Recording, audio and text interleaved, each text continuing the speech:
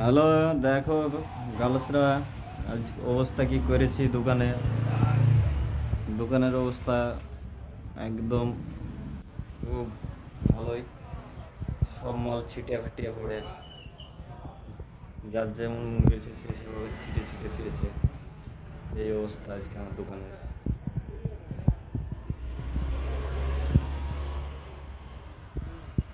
দোকানের অবস্থা আজকে এরকম, এই অবস্থা।